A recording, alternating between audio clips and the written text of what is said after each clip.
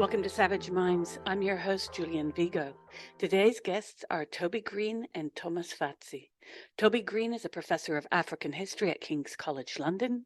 His previous book, A Fistful of Shells, was awarded a number of international literary prizes, as well as being shortlisted for the LA Times Book Prize and the Wolfson History Prize. He has written widely about the COVID-19 pandemic for outlets including African Arguments, Prospect, and Unheard, and he is a member of the steering group of Collateral Global. Thomas Fazi is a writer, journalist, and translator. His previous books include The Battle for Europe, How an Elite Hijacked a Continent, and How We Can Take It Back, and Reclaiming the State, a progressive vision of sovereignty for a post-neoliberal world. He is a columnist for Unheard and Compact. In January of this year, Toby Green and Thomas Fazi co-authored The COVID Consensus, The Global Assault on Democracy and the Poor, a critique from the left, which is an analysis of the regressive effects of lockdown policies. I welcome Toby Green and Thomas Fazi to Savage Minds. When I read your book, I was taken by the chapter that has been in the center of my brain for years, the chapter entitled The Rise of a Single Narrative of the Science. Because as someone who, although my PhD is not in science, my undergraduate degree was, and one thing you learn when you study science isn't a monolith. It's not like there's some Politburo mandating what science is, I should say post-Galileo. How did science over the past 3 years come to be monolithized by governments, agencies, even NGOs, and then I'd have to say legacy media? Toby? Okay, shall I go? I mean, you see, I would take this. I think there's a religious element to this, as far as I can see. We've seen over the last 50 years, really, the consecration of science as a kind of religion in society, providing norms, providing ethical frameworks often and moral frameworks, and replacing religion in many ways as to how people can and should lead their lives. And I think that in a sense what we saw is the logical conclusion of that, the institutionalization of a doctrine around science, which of course is a very a religious process, and so that has to be controlled, and there always was in religious frameworks a relationship between religious power and state power, secular power, and that's what we saw consecrated, if you like, with the way in which government frameworks, government needs, government priorities became melded into what science was. So I think it ceased at that, obviously at this point, and I think this is something we say in the book. A lot of this wasn't new exactly. It had been there bubbling away for years, but it was COVID was, if you like, a symptom which brought it into the open in such a transparent way, and it became clear that this process of institutionalizing and creating a religious framework out of science had in fact completely stripped it of science, of the scientific method. I mean, that's where I would start.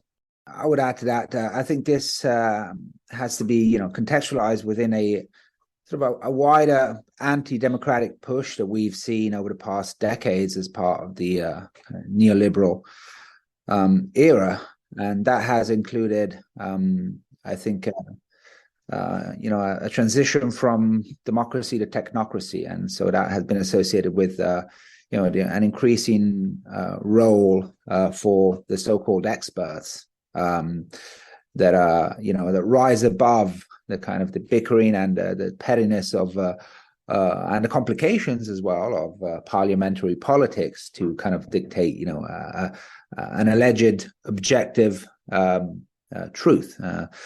So we saw that, for example, after the financial crisis, with the rise of the economists who for a decade were used to explain why austerity was absolutely inevitable, because otherwise there would have been another financial collapse. And of course, and so those policies, politicians didn't have to actually justify those policies, weren't held accountable for those policies, because they could appeal to kind of an objective technical truth to explain why those policies were necessary. And of course that was completely false. And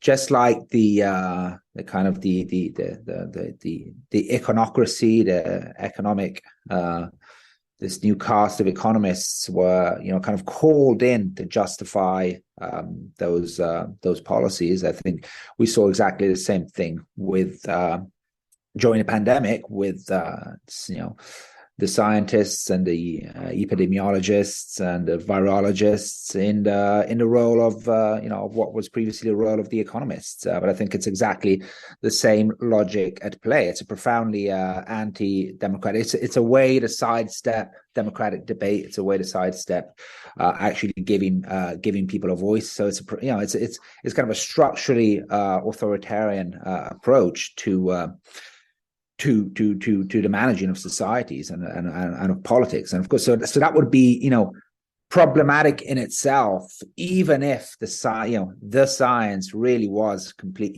really did rise above, any conflict of interest or, any form of capture by vested interests that might be at play there. I think it would still be problematic because, the idea that, even if everything the science said about, the infection fatality rate of COVID and all that stuff, even if all that was true, even if, for example, the modeling concerning the impact of lockdowns and the reduction of hospitalization and death rates, even if all that had proven to be completely correct and completely true, which we know wasn't, it would still be problematic because politics is about taking into account a number of factors. So that would have been just one factor to take into account amongst, a wide array of factors. And so it would have been problematic in itself, this idea that, you can kind of just let the science take care of politics, because politics is about taking into consideration,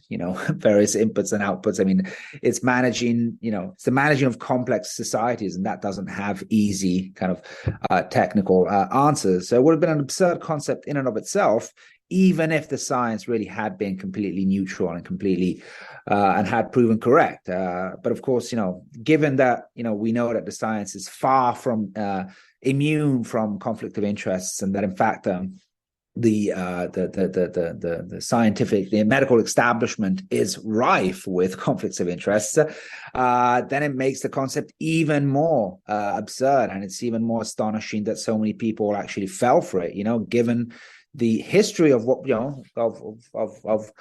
of corruption and malfeasance and fraud that has riddled the pharmaceutical industry and the medical industry for decades. So that makes the whole thing even more astonishing in my view. In these past months, we've had a bird's eye view for those who haven't read the actual book. They've read reviews, perhaps, of the Fauci biography. Then we have the Twitter files brought to us by various actors, such as Matt Taibbi. And it's astonishing to me, and Thomas, I guess I direct this more to you, this question, in the sense of I'm a 10-year newbie of sorts. I came from academia into journalism, and my jaw drops when I see the way that legacy media is eliding what has to be the biggest story of our lifetime.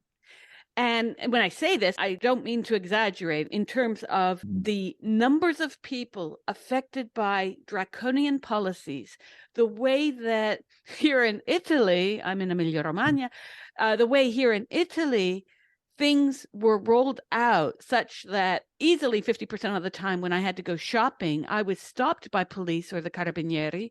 The way that there was this surveillance culture brought in, and somehow today, I was telling Toby earlier, I call this the Stepford wife syndrome, where you talk to people. I was just at the pharmacy yesterday to get a thermometer, and there was a big plastic division, transparent. And I just stepped to the side of it and I said, I'm sorry, I can't stand these things. They're such fictions.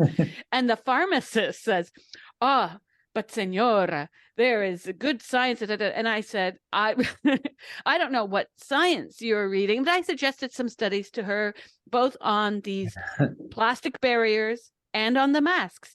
She was very antagonistic, to say the least. But my issue here is, like, I'm living in a society, I feel, of zombies, where people on the upper echelon of the economic scale want to just move on, because obviously they want to move on. They don't want the plebes to rise up. We suffered while they sat in their luxurious houses and grounds and were able to look out at all of us in little shoebox flats. Literally, that's what I faced. I was living in a tiny flat. I had just moved to Italy, and looking out from the back windows of our house, we looked onto easily a 2-hectare land with there were children driving around electric cars on their grounds. It was like, I felt like I was being tortured. And but it was the posherati of the village where I was living, and we were in a very tiny flat. The government here, as you know, Thomas, we heard more about when you could go to the second homes or when people could get their football matches. Yeah. We heard very little about rent. No, rent was not ever frozen.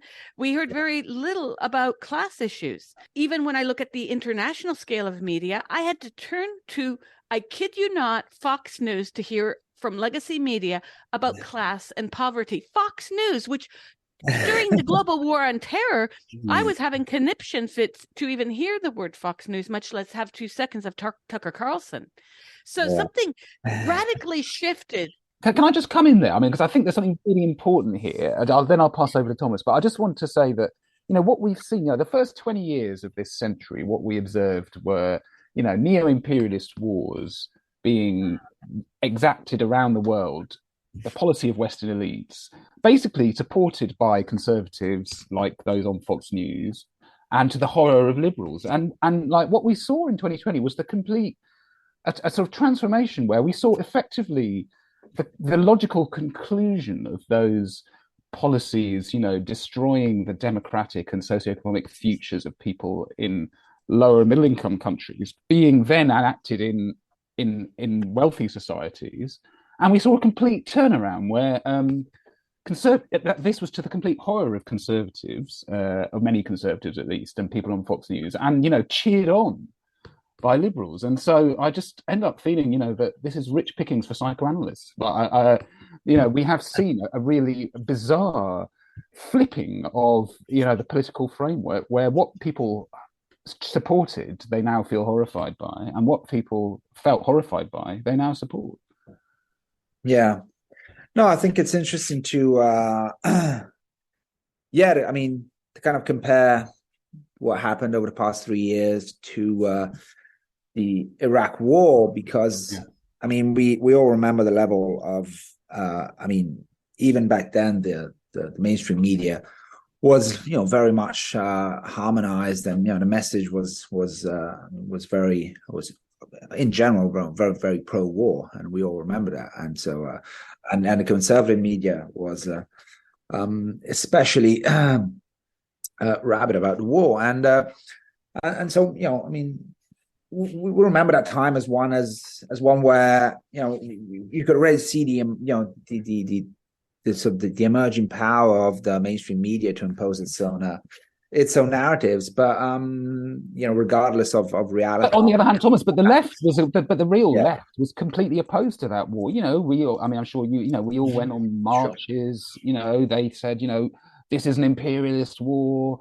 We can't, we must oppose it, and yet, Sure. Yeah, and I think there are a number of reasons for that. And of course, staying onto the media, part of the reason is that, of course, the media wasn't completely aligned back then, and so of course, much of it, was much of the debate was, the kind of left wing a good part of the left wing progressive media.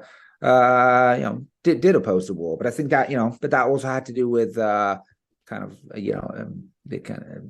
of polarization that we also talk about in the book. That was kind of also, I think, a precedent of that. I think the fact that George Bush was in power was a big part of the reason that so many people opposed the war. I think if Clinton and some other progressive had been in power, it probably would have been different. And in fact, even just going a few years back, I mean, there was hardly any response to the U.S. and NATO bombing of Yugoslavia, because I mean, Clinton was in power at the time. So I mean, think that's a really good point. And if you think of more recently, Libya, which took place under the Obama administration, or it's true. Yeah. So I think, I mean, so I think, again, I mean, I think a lot of the issue, a lot of the stuff we saw during COVID, I mean, it was already kind of similar. I mean, a lot of those dynamics were already kind of, were already present back in kind of back in the early 2000s, I think, but in a kind of more embryonic form, and even as far as the media goes, and the level of harmonization and kind of of the whole pandemic narrative was just astonishing. I mean, it was beyond anything that we saw during the Iraq War. I mean, it's been the standardization of the message has been was absolutely complete. And so I think I mean, not just kind of within countries, but across countries as well. So I mean, it was the first time, I think, that we saw the emergence of a single narrative almost on a global scale, with very few exceptions. And I think that that points also to the emergence of a system of coordination on a global scale within economic. I mean, and that's something we look at among economic and political elites that wasn't there 20 years ago. And I think that also explains the kind of this incredible, astonishing level of standardization of the message across countries. It's the first time that billions of people across the planet were basically exposed to the same narrative, a narrative that was largely kind of decided by a single supranational organization, which was the World Health Organization, which in coordination with legacy media, traditional media, and social media, single-handedly decided, what was true and what was not, and then kind of handed down orders to all the rest, and was able to coordinate with pre-existing kind of anti-disinformation, quote unquote, organizations like the Trusted News Initiative that we talk about in the book, and other initiatives that. So I think the architecture for this to happen was in place, and I think that explains a lot of what we saw during the past 3 years, and it wasn't in place, I would say, even 10 years before, when there was a swine flu pandemic, and hardly anyone remembers that a pandemic was declared at the time. I think, and of course, that also has to do with the emergence of social media. If I could just come in there on swine flu, I think that's really important, because actually what we saw after swine flu was a lot of in mainstream media criticism of the response. There were reports on Channel 4 News about how it could have been, one of the biggest corruption scandals, the way in which, the vaccine deployment and the links between people with ties to the pharmaceutical sector and the World Health Organization. That was covered by Channel 4 News, for example. There was a big report in the European Union's medical watchdog, led by Wolfgang Vodard, which again was incredibly critical. So, coming back to this point that you raised, the single narrative. The single narrative didn't exist then. And I think it is to do with, one of the things we look at in the book as well, is the way in which corporate capture of state organizations, corporate capture of both state and transnational institutions of government. Obviously, if you look back at swine flu, it's a good example, because it shows that actually that hadn't reached the level which it had reached by 2020, which enabled the single narrative to become so standardized. Yeah, and of course, there's the completely novel element of social media. I think that, which exactly, because Twitter was only launched in, I think, 2005, so it just wasn't a factor in swine flu. And I think Facebook was more or less around that time, right? So I think that's completely fundamental for understanding. Well, I mean, both in terms of just how immersed we are in this flow of information, way more than we used to be, pre-social media. I mean, pre-social media, you would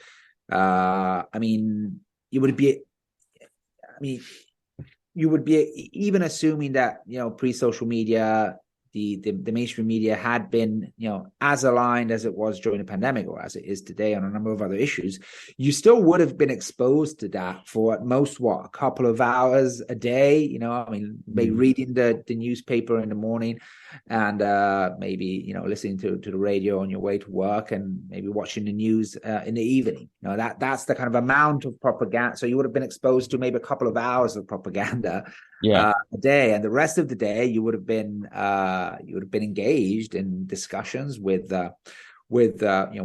real people in your life, and you would have been exchanging information. You would have been actually living in reality rather than experiencing a mediated version of reality.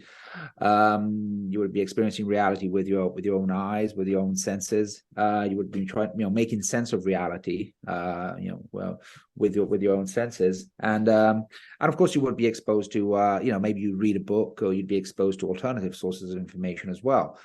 Now, we're immersed almost 24/7 in this social media information flow. And so, of course, if anyone if anyone who's capable of controlling that flow of information will, of course, have a degree of, would have an ability to influence the thoughts and feelings, even kind of almost limbic, feelings of people to a degree that would have been unthinkable pre social media. And in fact, and as we know, that's exactly what has happened. We know that we know that all the major social media networks were effectively working hand in hand with state institutions. It's, which, to be fair, we knew that already with the Snowden affair, that there was, the Snowden showed that was all that.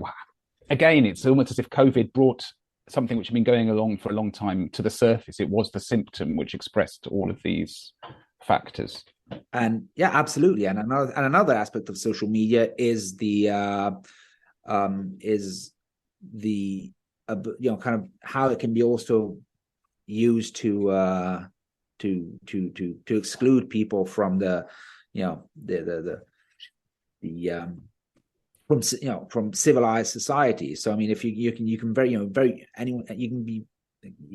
you're called out on social media, you're painted as a conspiracy theorist or an anti-vaxxer or whatever. that can destroy someone's reputation. You can really kind of throw someone outside of the kind of the borders of what is considered civilized society very, very quickly, and that turns into an extraordinarily powerful instrument of social control. And again, that's something that wasn't there. You would have been much more afraid to speak your mind, say, back, I don't know, at a rally or something back in the early 2000s, because the consequences of even taking a controversial stance would have been limited.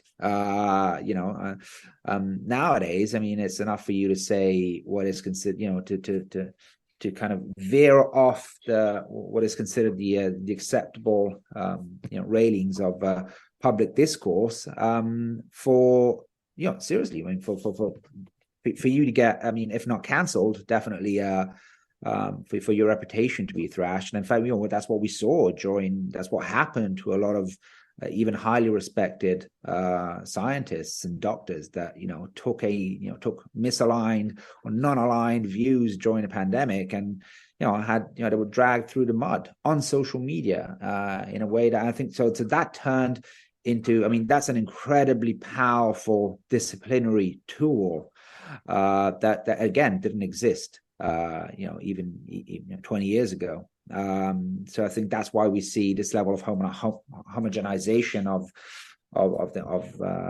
people's opinions, even on social media, or at least a polarization in a sense. So of course, there's a lot of people that social media is just they don't give a shit, and because maybe they don't have, their reputation doesn't have so much value. But especially when you start moving into the kind of when you start looking at the more kind of professional managerial class, the academia and so on, we know that the reputation capital is fundamental, and so that's why this class, I think, was the most aligned class to the COVID consensus now.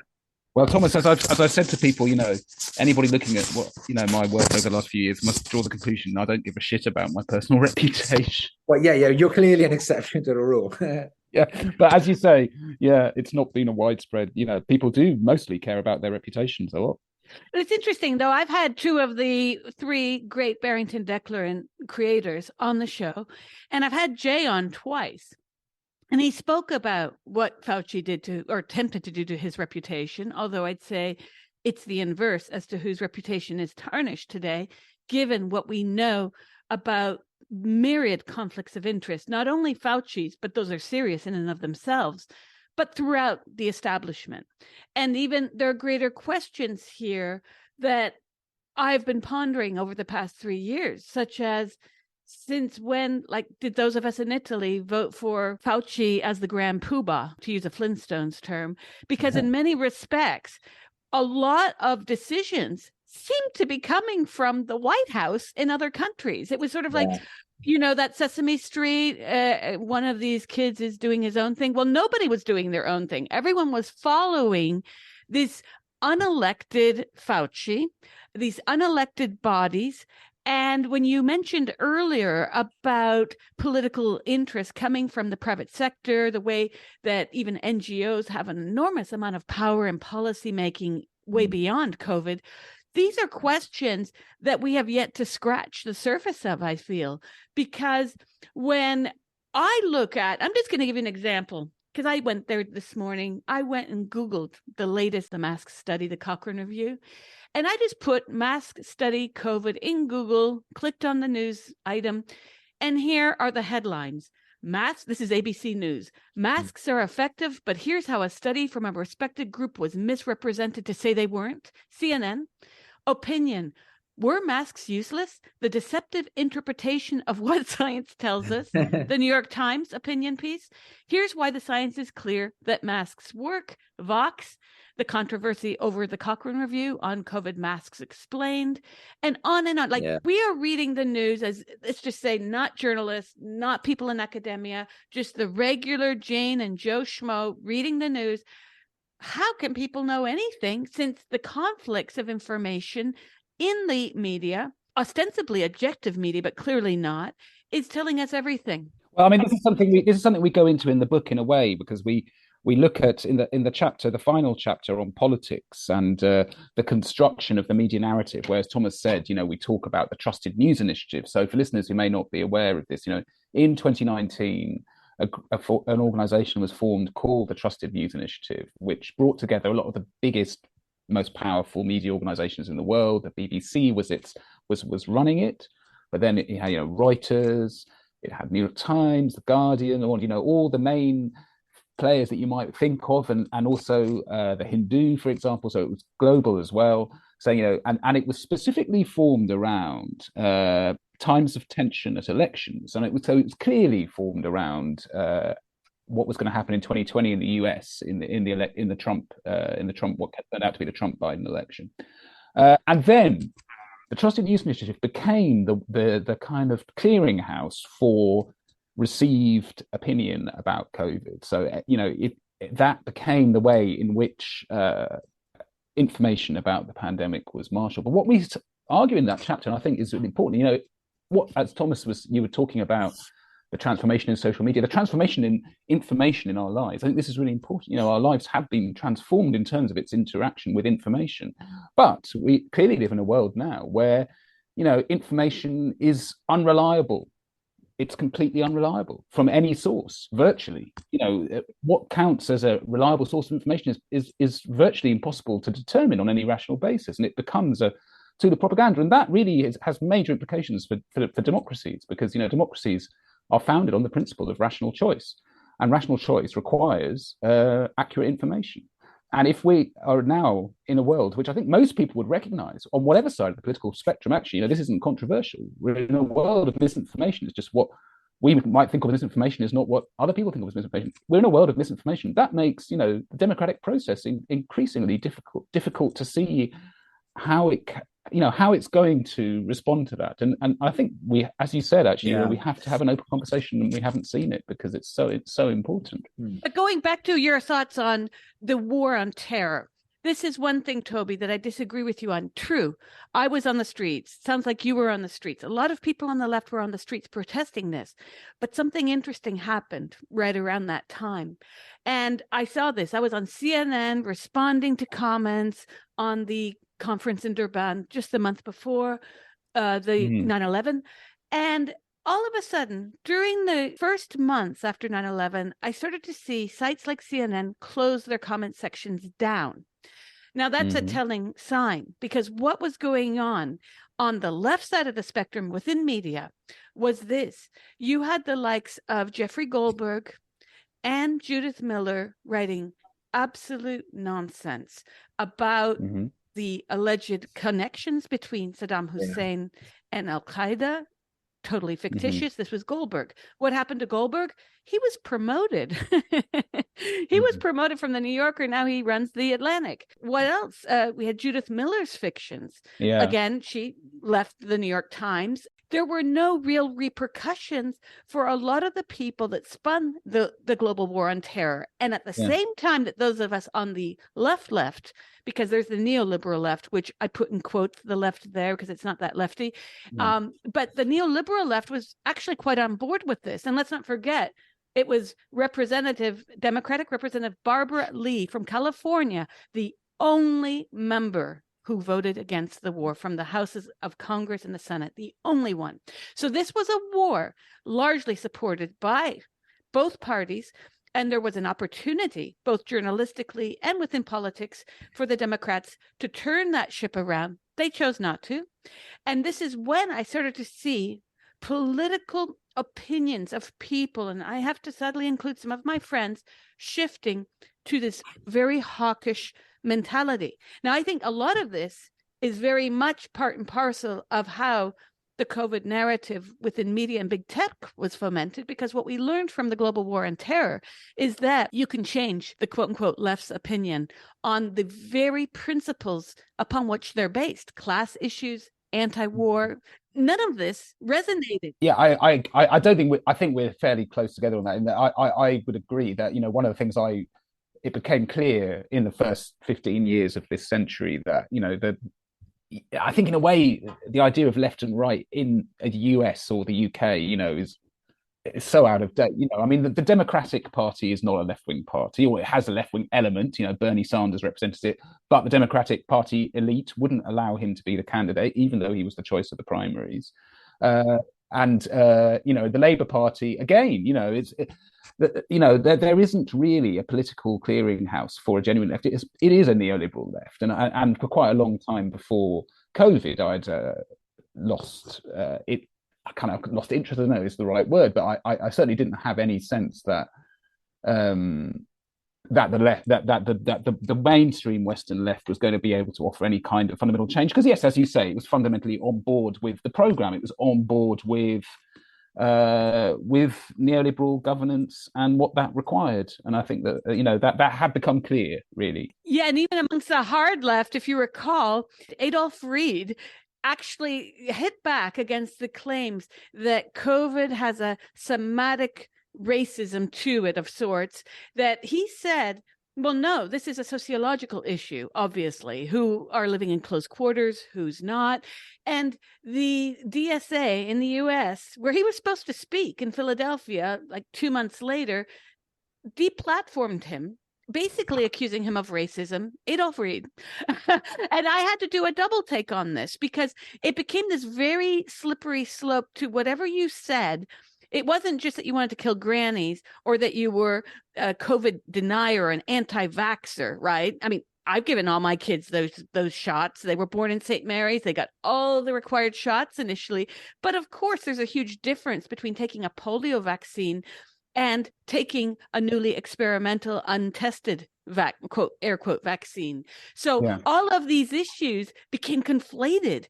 And is it any wonder that somehow, if you were against certain tenets of the hokum of the science, you were even accused of racism, and it was totally elliptical, right?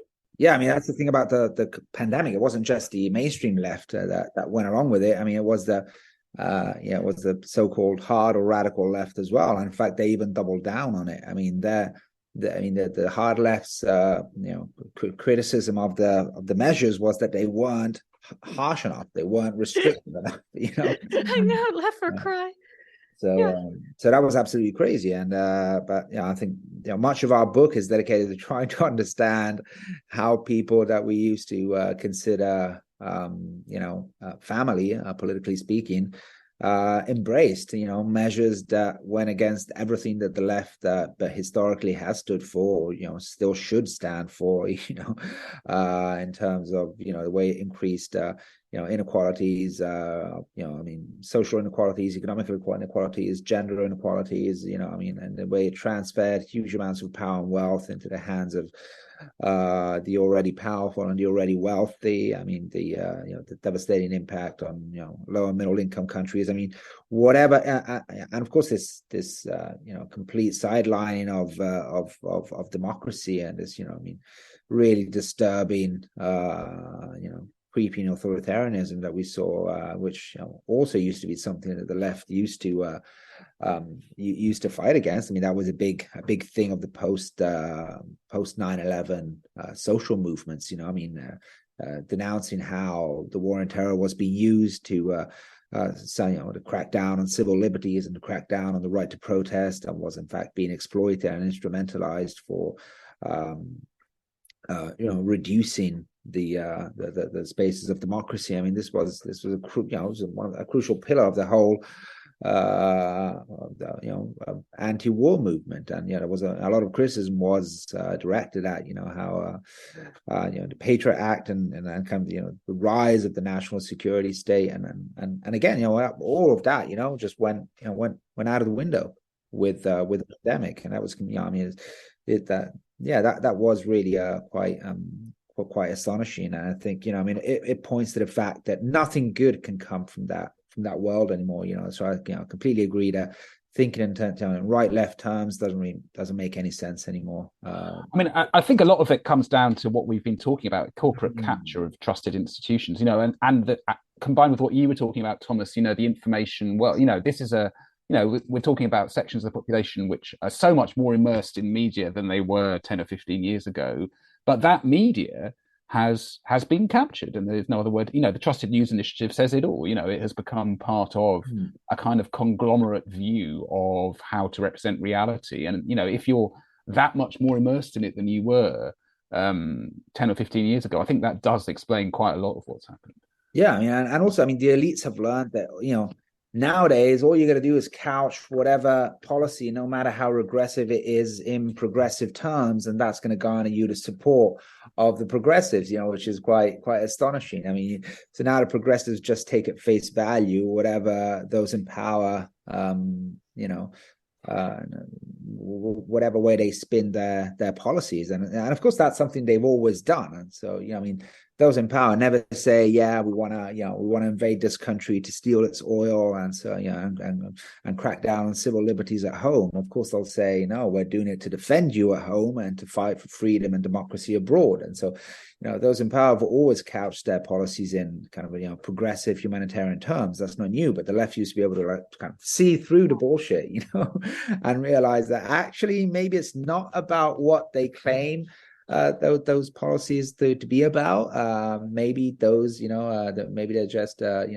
convenient covers, convenient fronts for very different and much darker aims and motives. That used to be pretty straightforward, right? And now it's as if they literally just took the mainstream narrative and made it theirs. There was zero questioning of the fact that the reason that that governments and that those in power were giving for these policies was might have been different from what they were actually claiming. There was zero questioning of that. They literally just went completely along with the idea that this was all about protecting public health and collective interest. vis-a-vis, those right-wing libertarian nuts who wanted to prioritize, the economy and the rights of individuals over the right of the body politic and all that bullshit, which was part and parcel of the COVID consensus. I mean, that's how it was sold to everyone. But what's astonishing is that those on the left that historically were all about deconstructing dominant narratives and how they just took that entire narrative at face value, and in fact actually the best they could do was criticize the fact that they weren't living up to those claims. I mean, that's the best they could do. So it's been a complete failure. You're listening to Savage Minds, and we hope you're enjoying the show. Please consider subscribing. We don't accept any money from corporate or commercial sponsors, and we depend upon listeners and readers just like you. Now, back to our show. But it's fascinating how previous to the pandemic, we had, under Obama, a disinformation scandal afoot because he took very harsh measures against journalism, and most obviously and notoriously Julian Assange.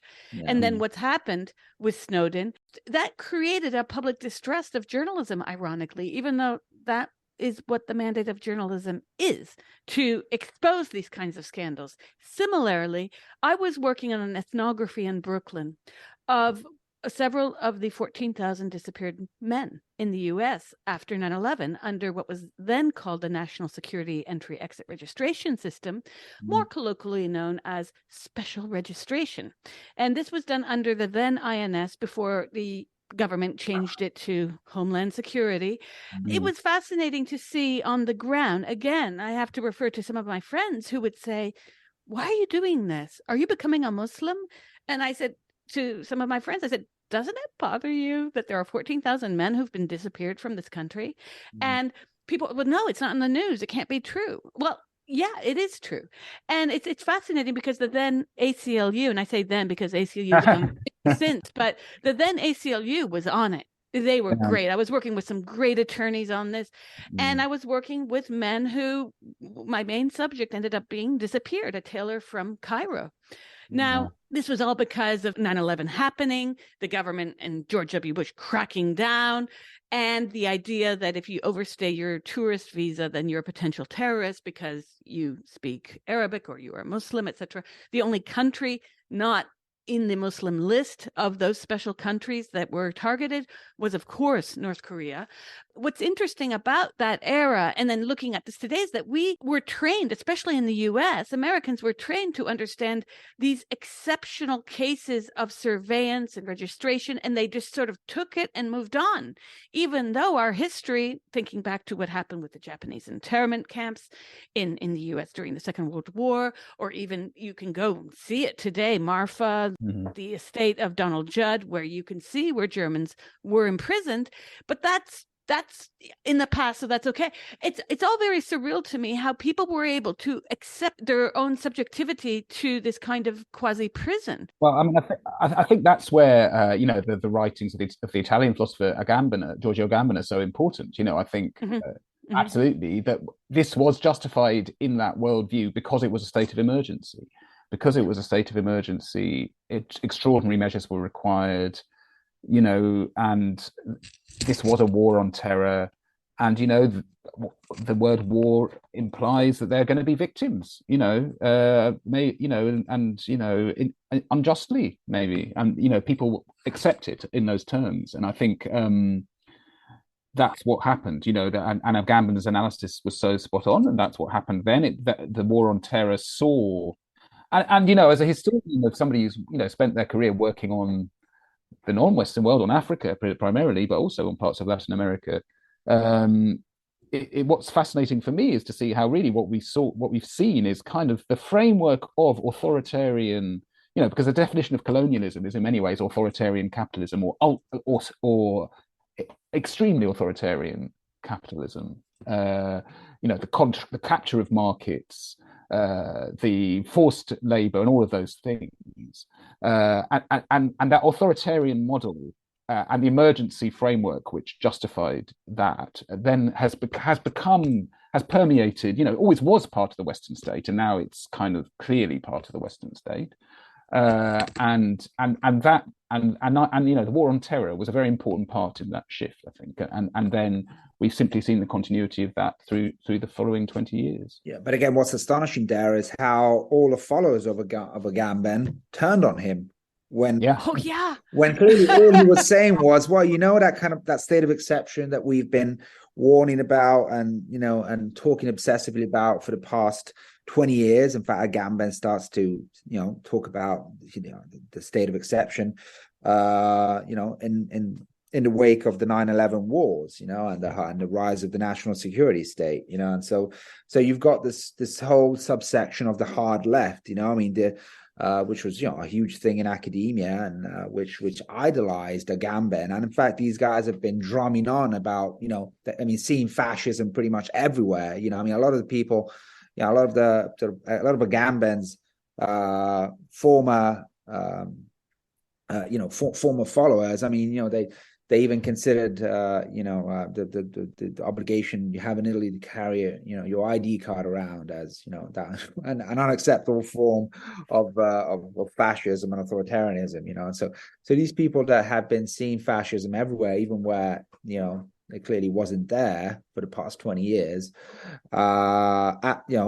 once once you have the imposition of the exact thing that you've actually been theorizing for the past 20 years, a total exception, a total state that takes control of every minute aspect of people's lives, sweeps aside any form of constitutional restraint, any legal restraint. This is the state of exception, and it's definitely the closest thing to actual fascism that we've seen in the past century.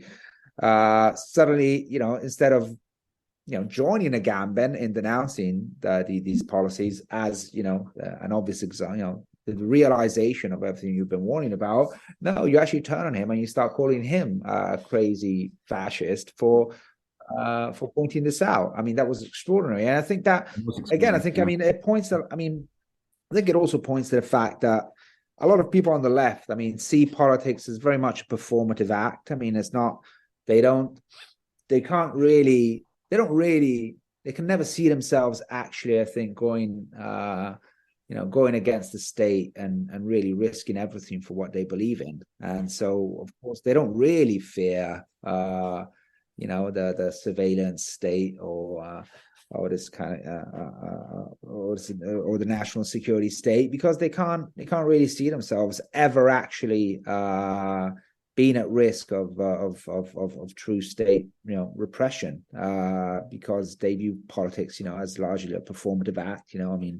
At most it's about especially in academia, at most it's about writing books or writing articles, but that's pretty much as far as it goes. There's an interesting aspect to that too, which as a historian, for example, there has been quite a lot of work done about historians have always been very closely connected to the state because they use archives which are produced and maintained by the state, and they therefore often analyzing and reproducing aspects of a state's view of itself. So there's also a way in which quite a lot of academic fields, particularly in the social sciences and humanities, have that connection to state organization, and so that will automatically be reluctant to really engage in a fundamental critique of those frameworks. It is astonishing to me because when this all happened, I immediately thought to Agamben and even ironically Jean-Luc Nancy. And then what happened between the two of them, my jaw dropped quite a bit because I just thought, wait a second. There's theory and then there's praxis, but surely as an academic, you realize that the two need to be integral at moments like this. And the way that he was viewed as an extremist alarmed me quite early on, because I thought we have to have this voice, even if he's wrong. Even if I'm wrong, we have to have these oppositional voices or we failed at democracy. This was my inner feeling. And then he, as we all know, he published online, and he published his books, but still the media was not giving that the time of day. At the same hand, they were saying that the Great Barrington Declaration, the signatories there were in fact anti-science and quacks. And you had Fauci come out pretty much stating this. You had governments like the Italian government. I'll tell you, I had to worry about getting my driving license recognized here because they don't recognize North American driving licenses. I had a British one, but it was a translated one from Canada. So I had to call up what would be the motor vehicle office and say, so what is the procedure now that this was fall of 2020, now that this virus is here, what changes have you made? None. No changes. Just masks. Now, we already knew what the mask science was saying, so I was wondering, why would you put me in a bubble with someone if this is really a dangerous situation? So nothing made sense from what the Italian government was saying to what the Italian government was doing. But we do know that with this recent bonus psicologo, that this government is speaking out of both sides of its mouth and lying straight on to the people, because they don't come out and tell people that there is a massive mental health crisis. I'm here to say there is. I see it every day. I don't know about you, Thomas. I notice increased aggressivity, not just on the road, but interpersonal relations. I hear a lot of stories of mental ill health. Just yesterday, again, I go to the pharmacy to pick up a thermometer, and I see people coming in to get medicines for their family members who have not stepped foot outside of their houses in 3 years. No, absolutely. Yeah, there's the everyday experience that I think not just in Italy that people are having, in at least or high. Yes, the UK is the same. Yeah, I think it's the same in the UK. I think we can all see that a lot of people. Well, we can all see that a lot of people. For a lot of people, the pandemic never ended and probably never will end. So clearly, they've it's done something to them. So people that were maybe already kind of hypochondriac or paranoid, pre-pandemic, it's clearly done serious damage to them. And of course that includes those that still continue to mask out in the open, and walking around parks, and you still see stuff like that. And clearly, that's not something that you can challenge on a rational level, because anyone can understand on a rational level that it makes no sense to wear a mask out in the open, out in a park, and it didn't make sense two years ago. It doesn't make sense now. Makes even less sense now. But this is backed up by a huge amount of data that shows an increase in mental health issues across the board, especially in young people, and especially in the countries that locked down. It wasn't due to the virus. It wasn't due to COVID itself. And in fact, when if you look at Sweden, you see that it suffered much less. That especially in terms of the school performance of young people, it's suffered hardly any loss whatsoever. And of course, that's because it mostly kept schools open throughout the pandemic. And so this is clearly a result of the kind of political and biomedical response to COVID. It has nothing to do with the pandemic itself. And we know that there's been a rise in suicides. There's been a rise in obesity. There's been a rise in alcohol consumption. There's been a rise in gun crime amongst young people in America. Whatever you look at, we see an increase in negative tendencies, which in many cases are also driving up deaths among young people. There's a study that's just come out now in JAMA, one of the major medical magazines out there, which analyzes the worrying rise in mortality in U.S. children and adolescents, for a variety of reasons. That the study doesn't even look at it looks exclusively at the impact of lockdowns, and it's absolutely devastating. So we've had worsening of not only mental but in many cases physical conditions as well in young people. And again, all this was not only easily predictable but predicted, which is what makes this crime so so appalling. I mean, I mean, not only had there been warnings about this, but simple, I mean, simple good, good sense would have been enough to understand that completely shutting down society and depriving people of social contact for months on end would have had devastating impacts on at the very least the mental health of people. I mean, I think that was pretty easy to figure out, and or that closing down schools for months on end, and in some cases even up to a year, as was the case in some developing countries, would have had devastating consequences. I mean, this was obvious, which is what makes the crime even more heinous. I mean, I think I just want to come in. I mean, I think one thing which is really important is, you use the word crime, Thomas, and that is the right word to use because a lot of, you now sometimes hear people saying, oh, well, we didn't know that there were going to be such, these impacts. I mean, this is just, a biggest pile of crap, just have to call it out. It's a big pile of crap.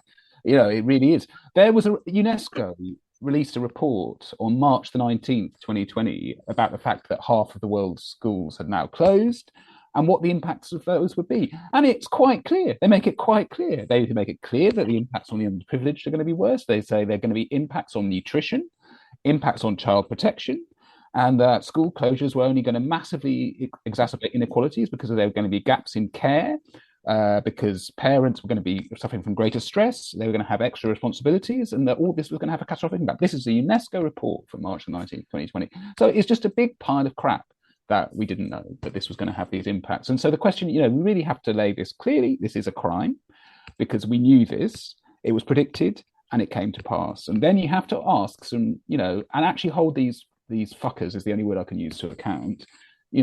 Why did you therefore allow schools? Thomas, you said schools were closed for a year. 2 years they were closed in India, in Honduras, and in Uganda. How was this allowed to happen?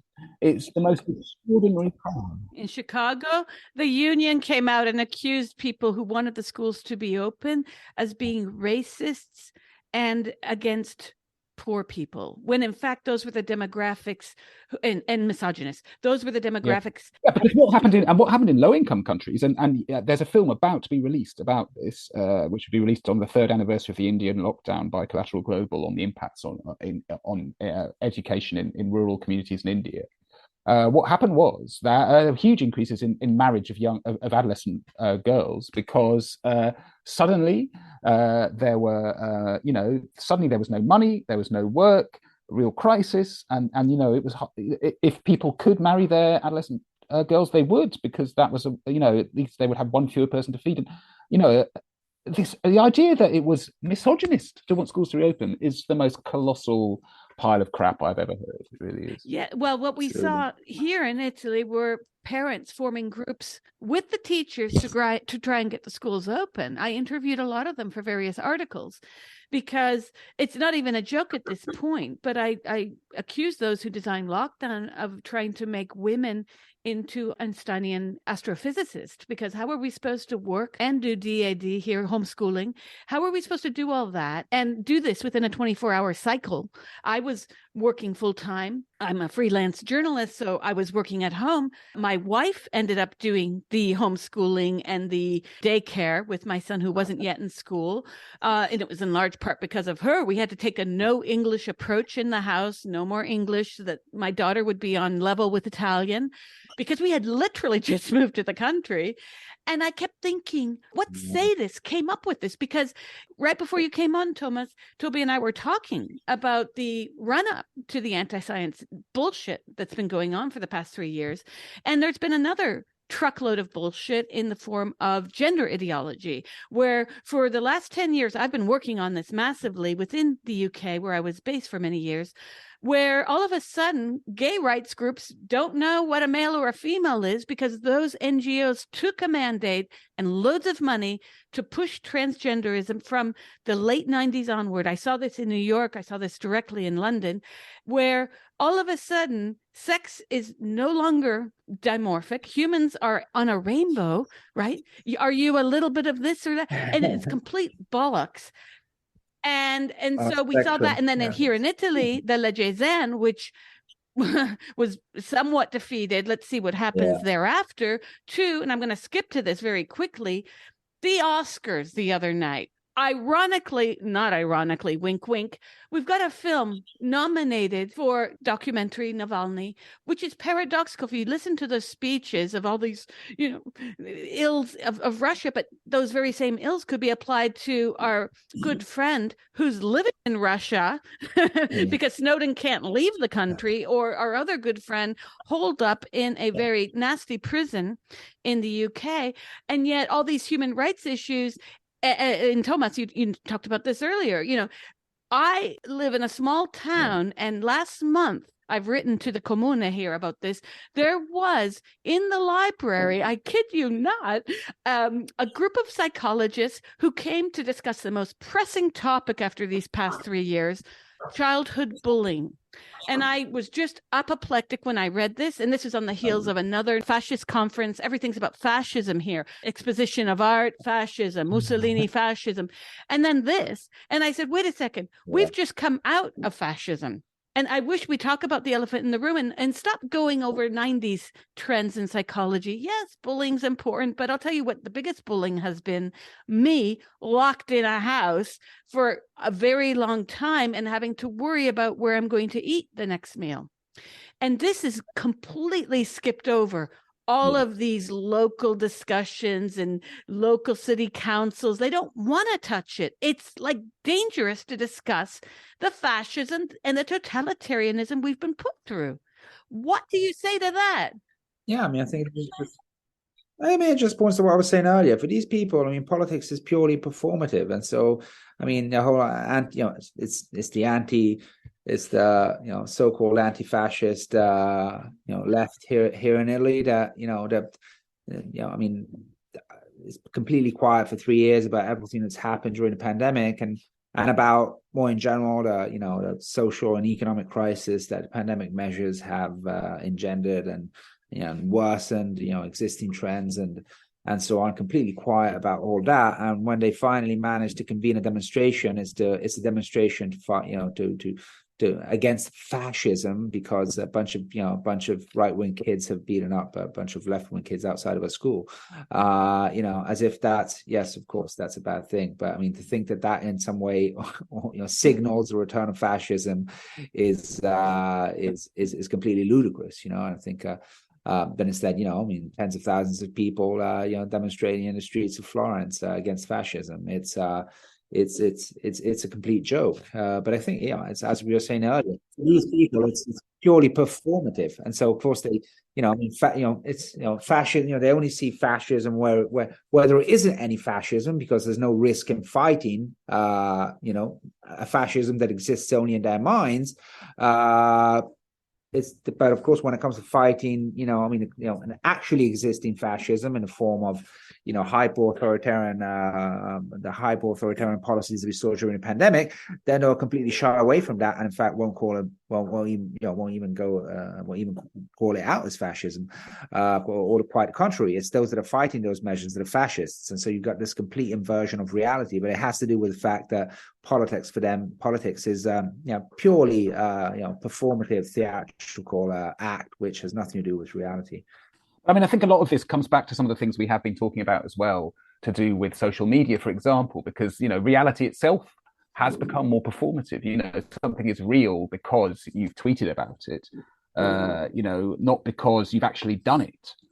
Whatever it might be. And I think that there, and this links to something that we allude to a little bit in our book, the way that Michel Foucault's idea of the panopticon, and the way in which figures in authority in society have control over and monitor activity of others in society, and that this has become a collective framework now where everybody's monitoring each other on social media, which is of course much more effective actually really than a top-down approach in some ways, and what matters then is performative. So regarding COVID restrictions, we all know people who were performing their adherence to COVID restrictions on social media, but were actually maybe taking their kids round to a neighbour's around back or something like that. So there was performativity has actually, and this is of course wholly in keeping with the left-wing philosophical frameworks of the last 20 or 30 years. Baudrillard's ideas of the mediation and the simulation becoming the real.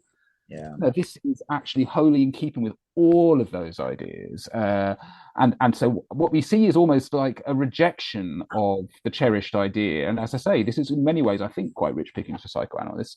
But I also think that, the writer, which really comes to mind when I think of all of this, or thinker who comes to mind, is Elias Canetti, the Nobel Prize winning. Crowds and Power. Crowds and Power, yes. The book Crowds and Power, where what we're really seeing is, my crowd, whatever my crowd thinks is right, and everybody else, and the other crowd is a fascist, and we're seeing that on both sides actually, whatever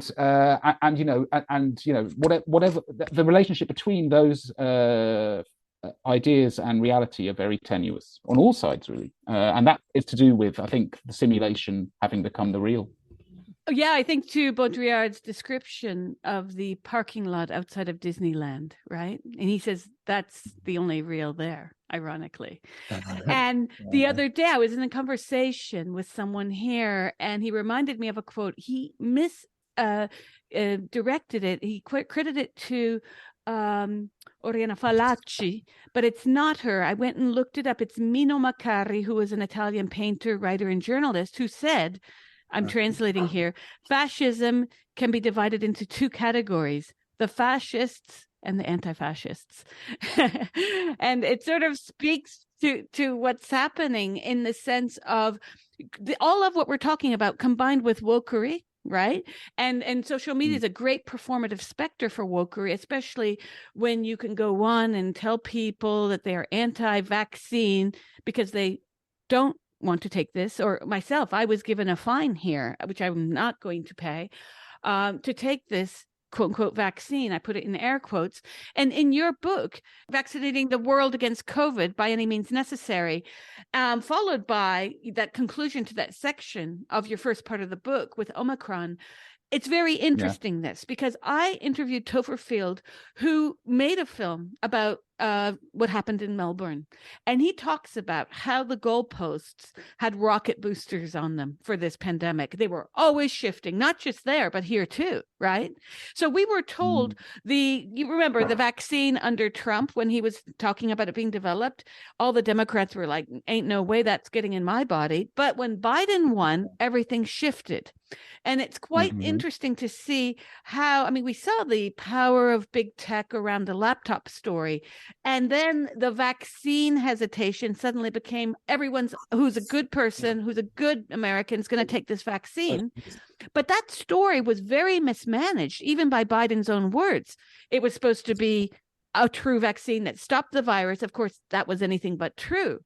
What is the current state of the vaccine in terms of the way that people are understanding it? Because what I've seen, and people have said it on my Facebook wall, where are all those people pushing for the vaccine? They seem to have all disappeared now. And there's a notable silence around the vaccine. I mean, I think I agree with that. It has. I mean, Thomas, you probably want to say more in a moment because you've written this piece yesterday about the German Minister of Health. But I think, it's like a lot of COVID discussion. When things suddenly make the mainstream narrative look a lot more shaky, instead of debating it, those who push for it fall silent, and that's what we're seeing. As you say, you don't really see that much talk about anti-vaxxer ideology, or although one of the people who has criticised our book, Richard Seymour, did say, I would accuse me or say on Twitter that I was a vaccine skeptic, and when I pointed out that one of the arguments of the book was that the focus on COVID vaccines had detracted from other vaccination programs in lower middle income countries where other conditions were more serious than COVID, he had to retract that. But so I mean, there hasn't, other than that, I suppose there isn't a lot of retrenchment around the vaccine narrative. There aren't many people. I think Independent Sage did here in the UK did get upset when the government said it wasn't going to authorise or suggest that people under 50 had the boosters and were demanding their access to it. That was a few months ago, but even they have gone a bit quiet about it, and you certainly don't see a lot of that. So I think, it seems to be, again, a question of performativity. Nobody who's performed championing this narrative in the bullying way in which it was championed now wants to perform an embarrassing U-turn. So absolutely. I think what's interesting is that a lot of people, I mean, very few people I know would consider, even, amongst the kind of multi-vaxxed, and even amongst those that, strongly supported vaccination in the, during the initial rollout. I know very few people that would now get a booster. So I think, information has been, so much information has been trickling down. It's most people aren't like us, obsessively going over every piece of data that comes out about vaccines. And when you take that into consideration, there's the case against open-ended mass vaccination with these novel mRNA vaccines is pretty clear cut. I mean, there's just no way this should have happened.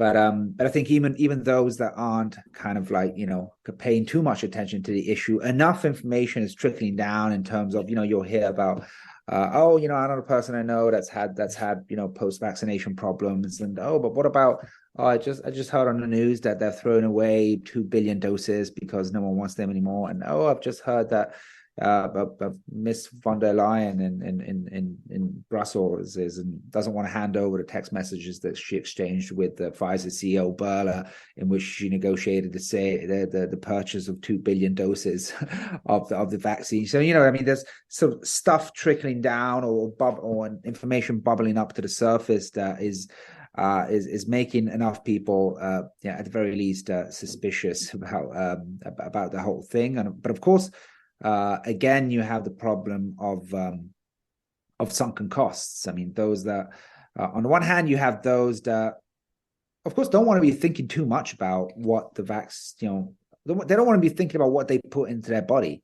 because that would just make them anxious. And so, of course, they prefer to just not think about it too much. They definitely wouldn't take another, they wouldn't get boosted or boosted again. But they don't want to be thinking too much about the damage they might have done to themselves by taking this vaccine. And then, then of course you have the ones that were vocally supportive of mass vaccination, who of course will, have a very hard time admitting they were wrong, and so they won't. As you mentioned, I mean, they won't take to social media to make these grand pro-vaccination claims anymore. In fact, they're very quiet about them. But I think it's very unlikely we'll see a kind of an admission on their behalf that they were wrong. There are a few, quite extraordinary exceptions that we're seeing. I mean, I just wrote about the quite astonishing U-turn that the German health minister has just done. I mean, this is a pro. This guy was a pro. One of the most pro lockdown, pro mass vaccination hawks that we had in the West. Lauterbach is bad news. Ugh. Yeah, but he's now been forced to admit on national TV that he wrongly claimed that these vaccines had no side effects whatsoever, something that he repeatedly claimed throughout 2021 and 2022.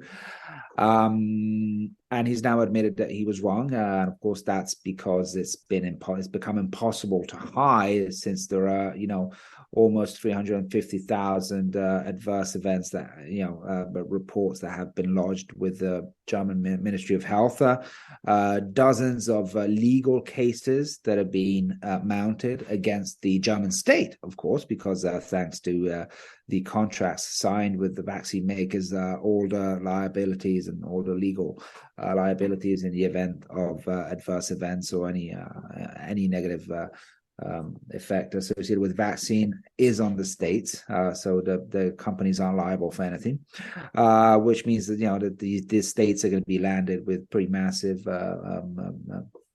lawsuit costs and compensation costs. And in fact, now he's saying he wants to set up a government program to investigate, short and long-term vaccine effects, and is even asking the pharmaceutical companies to help with the compensations on a voluntary basis because they've made so much money. Of course, it's pretty astonishing. I think, this will just point to, I think more and more stuff is going to come out. What's interesting though as well, we could say, the logic of capitalism may in the end bring this out, because, if it becomes if people are making claims and the government has to acknowledge them, they're not going to want to pay it all. So, then the way, some people have raised the question of the nature of the original trials, potential fraud, and whether that might, the governments may decide to come back to that. I don't know. I think it's such a big scandal that this is one of the biggest scandals ever. Everything that's related to the kind of vaccine development and rollout is the biggest it's the biggest example of corporate capture that I can think of. We have governments and public institutions fully funding the research and development that goes into the vaccine, and then allow the companies to keep the patents and fix the prices and decide at what price they're going to sell the vaccines that the government's funded back to the governments.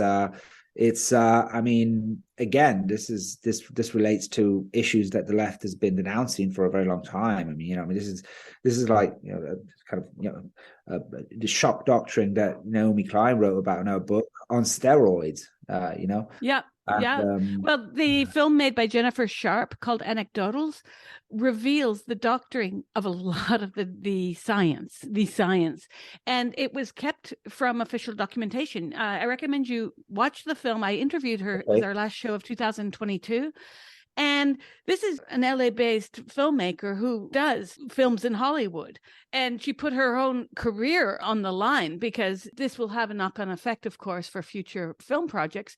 But how in the heck is it? We already know that people working within the FDA often retire and end up working for big pharma. This is a pattern. That's one of the major themes of the book, really, is this revolving door and how the revolving door has shaped this outcome. And, I think if there's one policy aspect which you might hope the governments would look at, it would be that. Although I like Thomas, on that I would agree with you, Thomas. I don't hold out a huge amount of hope. It's it's the nature of the neoliberal state which has constructed this response through the way in which the corporation has become the model for the government.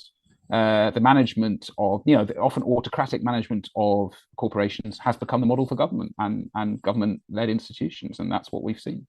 Your last chapter here, it touched me quite a bit, because when this was going down in Italy, we were the first Western country to go into this lockdown. The narrative was grandmother, grandfather. I lived in a condominium. We were the youngest people in it, aside from one other woman. Everyone in the condominium was above 75. There were nightly parties of people breaking all the measures here. And I kept thinking, what's going on? That on the one hand, we're given this narrative, but on the other, it's potluck liberty. And this is the issue I want to ask you about, the class issue, because how on earth can we elide the most necessary discussion about class inequality? Here I was, having just moved to Italy. I was eligible for nothing except the loans when they let those loose, because I was not living in Italy the year before. And I was basically left high and dry. I had to think through how to make a 24-hour day work to do my own work and shopping, all the things you do in a house regularly, plus all the school stuff that the kids were not getting. So you had an incredible strain of sexism within these mandates. But then what I like to call human shield of using the elderly as cover, that was complete bullshit from the beginning. They did nothing for the elderly in this country. And I've looked into other countries. I've heard of no country that developed any kind of like Meals on Wheels for the elderly living in rural areas. No one helped the elderly. If anything, the private sector did. I heard that Waitrose and Sainsbury's in the UK was helping out with free deliveries for a certain demographic, but that's pretty much it. So we were sold a lie about the elderly, but the big truth not told in all this is all the people, especially my class, freelancers, who were left high and dry by a system that didn't care. And it's still not addressed today, just like the rental class. I started to cover a story of people who went on rent strike in Bologna, but they were too afraid to even be quoted anonymously. Okay, so you had these lefty governments with the provincial government here, which is the PD, not at all, not one measure to protect renters who are obviously the poorest. Nothing really happened to protect the working classes, the freelance class, the poor, nothing. Yet we are given this notion that the elderly need to live to 83 or 93. And where do we make that trade-off, Thomas and Toby? Because this is a real issue. I said to people, call me cruel, but why should I have to lose everything, my present health, my psychological health, all because someone's well-to-do grandparent needs to live another 10 months, 10 years, 10 minutes? No, it's extraordinary. It's extraordinary. I think, it comes back to, I think fundamentally, performativity was more important to what's called the laptop class than reality. The performativity of care was more important than actual care and empathy. And that speaks to the way in which information, screen time have transformed human beings. And I think, the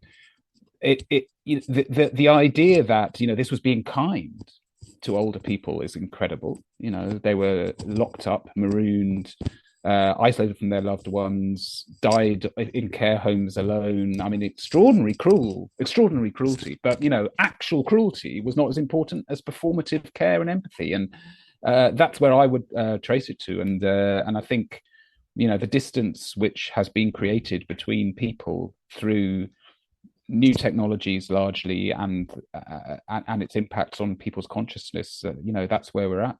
Yeah, me too. Again, I would differentiate the kind of, you can look at this from a theoretical standpoint and from a from a more concrete standpoint. I mean, even from a purely theoretical standpoint, it's obvious that the notion that anything is justified, any policy, regardless of what the knock-on effects or the collateral damage may be, is justified in order to prolong by any measure the kind of the life of already very old people. Clearly doesn't make any sense. I mean, again, these are pretty, you don't have to be a doctor in philosophy or in logic to realize that this is a completely illogical approach to policy making. But this was basically, a pillar of the COVID consensus. Anything is justified to reduce mortality by COVID mortality by any percentage. That was basically the argument, and clearly the argument made no sense whatsoever. So I would say, even if these measures these measures and lockdown in particular, even if these measures had could be proven to actually have these positive effects on hospitalization and mortality rates, and even if they had been proven beyond doubt to be able to prolong the lives of elderly people by X months, I think still obviously there should have been a discussion about trade-offs and how far are we willing to go, and also why don't we apply the same logic to all those things out there that cause damage to people on a daily basis. I mean, clearly, the whole approach made no sense. I mean, it's like, how many people die of respiratory diseases due to, pollution and smog? But no one's proposing to shut down all factories and put away, but ban all cars because people die from these issues, even though clearly it would lengthen the lives of a lot of people. So, I mean, clearly the whole argument from a theoretical standpoint didn't make any sense. But of course, it makes even less sense if you're considering that we know that these measures were not effective in protecting the most vulnerable, were not effective in protecting especially the elderly who died in huge numbers, mostly in care homes. And so, in fact, I mean, the approach that was championed and proposed by the Great Barrington Declaration, but which in turn only reflected what was the pre-2020 consensus as to how you approach respiratory epidemics and pandemics, which was to focus all resources on, protecting the vulnerable and those most at risk, i.e. in this case, the elderly. Clearly that approach, rather than kind of locking everyone up, including the healthy people, clearly that approach would have not only spared a lot of the economic and social and psychological damage that we all suffered for no reason whatsoever,